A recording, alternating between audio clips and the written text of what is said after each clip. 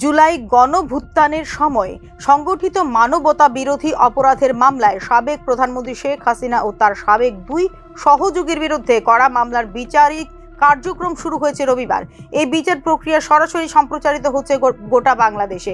সব ধরনের অপরাধের জন্য আন্তর্জাতিক অপরাধ ট্রাইব্যুনালে সাবেক প্রধানমন্ত্রী শেখ হাসিনাকে দায়ী করেছে রাষ্ট্রপক্ষ।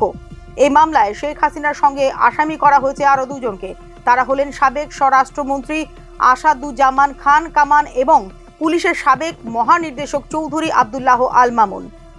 সকাল 10:30টার দিকে মামলার বিভিন্ন নথি নিয়ে আদালতের কক্ষে প্রবেশ করেন প্রসিকিউটর ফারুক আহমেদ। এ সময় শেখ হাসিনার পক্ষে রাষ্ট্র নিযুক্ত আইনজীবী মো আমির হোসেন ও উপস্থিত ছিলেন আদালতে। আগামী দিনগুলোতে এই মামলায় সাক্ষীরা তাদের বক্তব্য উপস্থাপন করবেন ট্রাইব্যুনালে। গত বছরের 5 আগস্ট কথিত গণভুত্থানের মুখে ভারতে আশ্রয় নেন শেখ হাসিনা।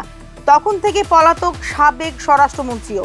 এর আগে গত 10 জুলাই শেখ হাসিনা ও অন্য দুজনের বিরুদ্ধে মানবতা বিরোধী অপরাধের মামলায় আনুষ্ঠানিকভাবে অভিযোগ গঠন করে ট্রাইব্যুনাল। এই মামলায় রাজ সাক্ষী হয়েছেন চৌধুরী আব্দুল্লাহ আল মামুন। মোট 5টি অভিযোগ রয়েছে শেখ হাসিনার বিরুদ্ধে।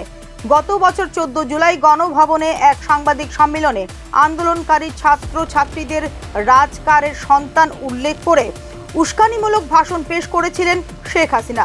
প্রেক্ষিতে আসাদুজ্জামান খান চৌধুরী আব্দুল্লাহ আল মামুন সহ তৎকালীন সরকারের অন্যান্য ঊর্ধ্বতন কর্তৃপক্ষের প্ররোচনা সহায়তায় আইন শৃঙ্খলা রক্ষাকারী বাহিনীর সদস্য ও সশস্ত্র আওয়ামী লীগ কর্মীরা ব্যাপক মাত্রায় ও পদ্ধতিগতভাবে আক্রমণ করে নিঃশস্ত্র ছাত্রদের উপর।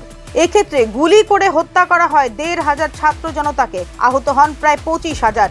হেলিকপ্টার, ড্রোন ও প্রাণঘাতী অস্ত্র ব্যবহারের মাধ্যমে আন্দোলনকারীদের নির্মূল করার নির্দেশ দেন শেখ হাসিনা।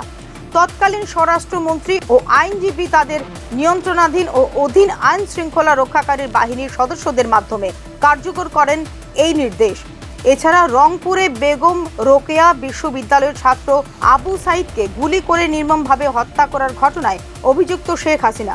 রাজধানীর চানখারপুলে আন্দোলনরত নিরীহ নিঃশস্ত্র 6 জনকে গুলি করে হত্যার ঘটনাতেও অভিযুক্ত সাবেক প্রধানমন্ত্রী Sheikh Hasina.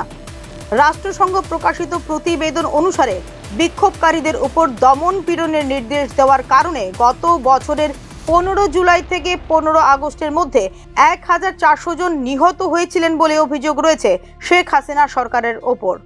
Bureau report, news now.